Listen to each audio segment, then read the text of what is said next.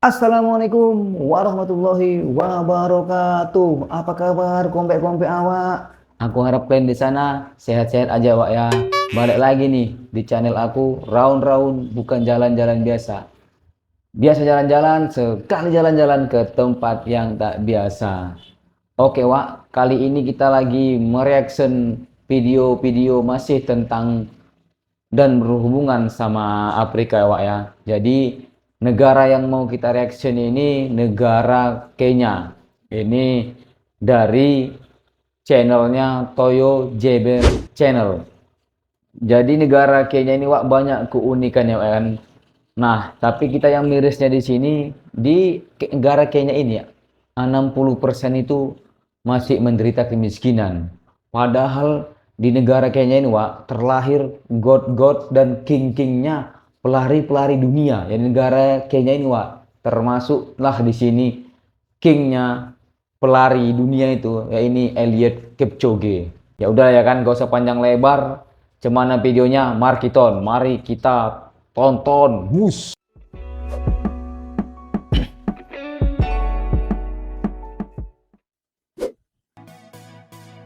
Halo teman-teman, sahabat Tio JB. Selamat datang di channel Ensiklopedia Tio JB. Kali ini kita akan membahas sebuah negara eksotis di benua Afrika. Negara ini bernama negara Kenya. Apakah kalian pernah mendengarnya?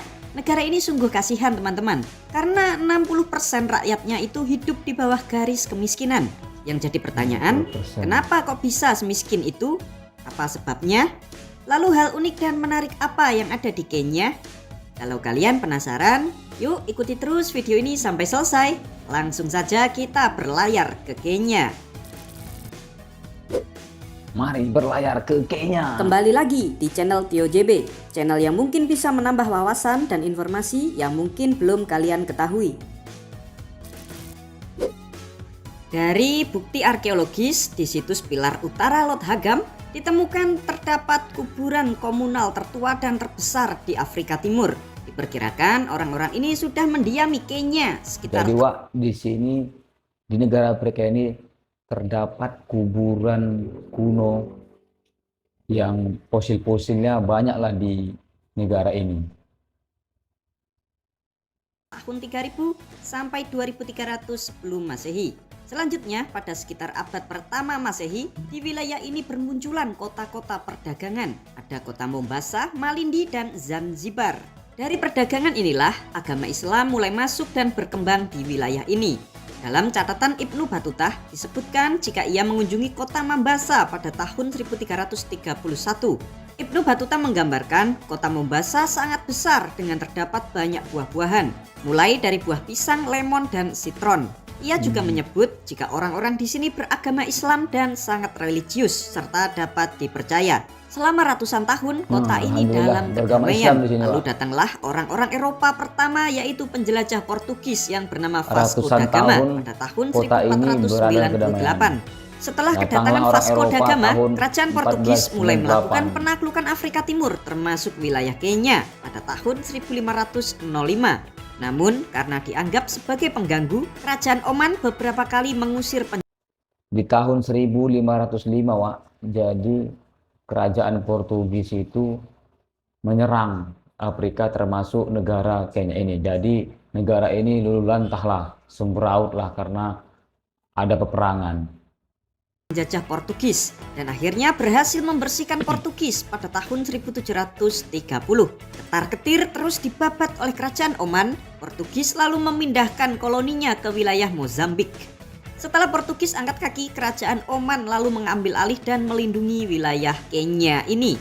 Menyadari kuatnya kerajaan Oman yang menjaga wilayah Kenya, penjajah Inggris yang tertarik untuk menjajah Kenya lalu mencari cara yang cukup licik. Inggris menugaskan seorang pengusaha pelayaran yang bernama William Mackinnon untuk menyewa tanah kepada Sultan Oman. Entah bagaimana caranya, sang Sultan akhirnya memberikan izin perusahaan Inggris untuk sewa tanah di Kenya pada tahun 1888. 7 tahun kemudian, tepatnya tahun 1895, perusahaan Inggris yang sewa tanah tadi lalu menyerahkan tanahnya kepada kerajaan Inggris. Lalu tanah ini dianggap sebagai hak milik Inggris. Wow, cukup pintar sekali ini Inggris ya teman-teman. Awalnya sewa tanah lalu dicaplok menjadi Wah, wilayah jajahan. Saat penjajahan boleh. Inggris inilah Pintar agama kali. Kristen mulai berkembang di negara Kenya. Sewa, Kenya baru diberikan habis itu langsung kemerdekaan dilihat sebagai nih. negara yang merdeka pada tahun 1963 dengan nama Dominion Kenya. Setahun kemudian namanya diganti menjadi Republik Kenya dan bertahan hingga hari ini. Dominion Kenya tahun Berikut 1963. 8 fakta negara Kenya. Tapi sebelum kita mulai, jangan lupa untuk subscribe channel Tio JB dan tekan tombol lonceng agar tidak ketinggalan info menarik lainnya dari Tio JB. Oke, subscribe Profil ya negara. TOJB. Negara Subscribe geng. Kenya bernama lengkap Republik 8 Kenya dengan keunikan presiden negara sebagai Kenya. kepala negara sekaligus Nah, ini kepala profil pemerintahan. negaranya. Negara ini memiliki Republik ibu kota Kenya. yang bernama kota Nairobi. Secara geografis, Kenya berada di benua Afrika Timur dan berbatasan Nairobi, dengan ibu negara kotanya. Ethiopia dan Somalia di sebelah utara, di sebelah selatan Oh. dengan negara Tanzania, di sebelah Kenya barat ini dengan negara rupanya Uganda, serta di lokasinya sebelah di timur sebelah dengan timur. negara Somalia dan Samudra Hindia. Luas wilayah negara ini Sampingnya sebesar Uganda, 580.367 km persegi dengan jumlah penduduk sebesar 55.864.655 jiwa. Untuk agama, 60,8% juga, masyarakat di sini 55 memeluk juta. agama Kristen Protestan. 20,6% beragama Katolik Roma, 4,1% Kristen lain, 10,9% beragama Islam, 3,6% sisanya memeluk agama yang lain. Sedangkan untuk etnis, terdapat lebih dari 120 kelompok etnis di negara ini. Namun ada 4 yang terbesar diantaranya. Jadi negara Kenya ini Wak ya. Tadi kita tengok keterangannya di situ 60% menganut agama Kristen Protestan, sedangkan Islam tadi sedikit, Kristen Katolik sedikit dan agama-agama lainnya. 17,1% etnis Kikuyu, 14,3% etnis Luhya, 13,3% etnis Kalenjin, Kikuyu, serta 10,6% etnis Luo. Luhya, Lalu untuk bahasa resmi yang Kalenjin, digunakan di negara Kenya ada 2, yaitu bahasa Luo. Swahili dan bahasa Inggris. Maka kalian jangan heran ya teman-teman kalau orang Kenya itu sebagian besar lancar berbicara bahasa Inggris, karena itu adalah bahasa Swahili resmi juga. negaranya. Untuk perekonomian, negara Kenya merupakan negara yang berkembang dengan Swahili. kelompok ekonomi Swahili itu tempat sama berpenghasilan kayak menengah Kongo, ke Pak. bawah. Indeks pembangunan manusia Kenya menempati peringkat 152 Negara dunia. berkembang. Sedangkan gaji UMR pekerja di sini sekitar 1,8 juta rupiah per bulan. Untuk angka kemiskinan di negara Kenya menurut Bank Dunia sebesar 61,02% dari jumlah penduduk. Dihitung pendapatannya kurang dari Rp50.000 per hari. Perekonomian Kenya sendiri bertumbuh pada pariwisata, penyulingan minyak, industri semen, industri pakaian dan tekstil, pertanian teh dan kopi, serta hasil perikanan. Dengan Wisata, ekspor tertinggi ke minyak, negara Uganda, semen, Pakistan, Amerika bahkan Serikat, tekstil, dan teh, China. kopi, dan Sedangkan perikanan. untuk mata uang yang dipakai di negara Kenya adalah siling Yang Kenya. diekspor ke Dan Uganda, kurs ke Pakistan, satu siling setara dengan dan negara lain. Rp121. Awal mula nama Kenya. Nama negara Kenya berasal dari sebuah nama gunung di wilayah ini, teman-teman. Awal mula Ceritanya nama ini Kenya. cukup unik. Bermula pada saat penjelajah dan misionaris Jerman yang bernama Johann Ludwig mengunjungi wilayah ini pada abad ke-19. Di saat ia menjelajah inilah, ia melihat sebuah gunung. Nah, di atas gunung yang tinggi itu, si penjelajah Jerman ini melihat ada putih-putih di atasnya. Ia lalu bertanya kepada orang lokal yang menemaninya, "Itu apa, Kang? Di atas gunung kok ada putih-putih?" Si orang lokal menjawab, "Itu adalah Kenya." Dalam bahasa lokal, Kenya itu artinya gunung yang bercahaya. Padahal putih-putih yang dilihat tersebut adalah salju. Karena terkena sinar matahari, makanya bersinar dan disebut oleh orang lokal sebagai Kenya.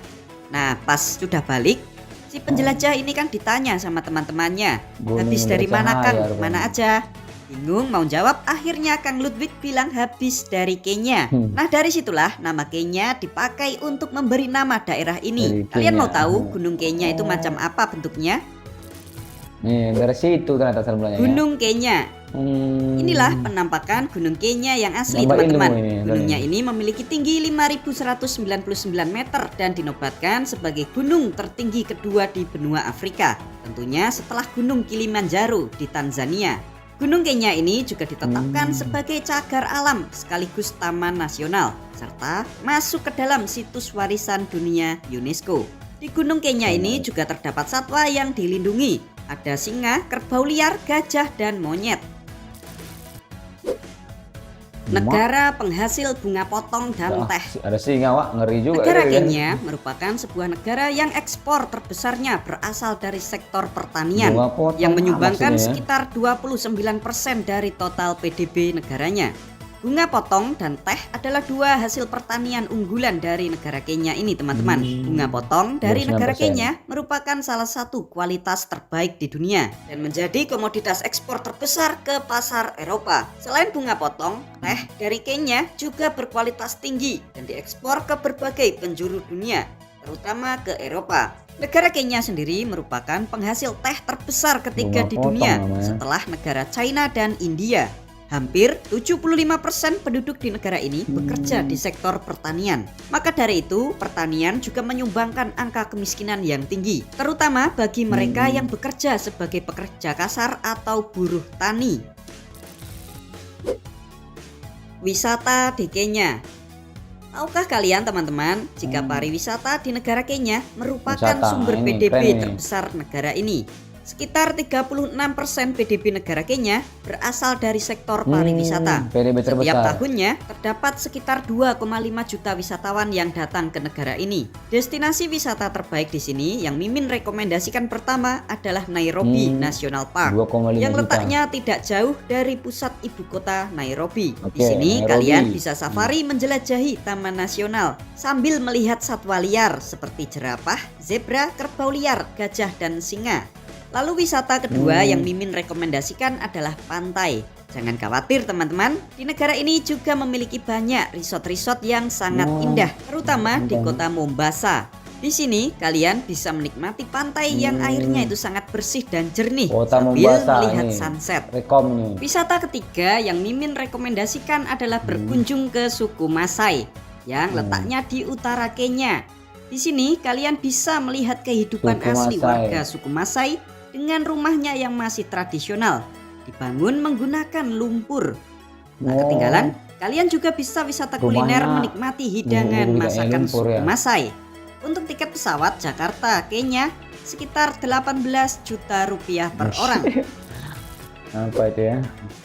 Hubungan erat dengan China. Woi, ya Tahukah sama. kalian, teman-teman, Mirip waktu jika kayak di Kenya Kongo dan dulu. China sudah menjalin hubungan sejak kemerdekaan negaranya pada tahun 1963.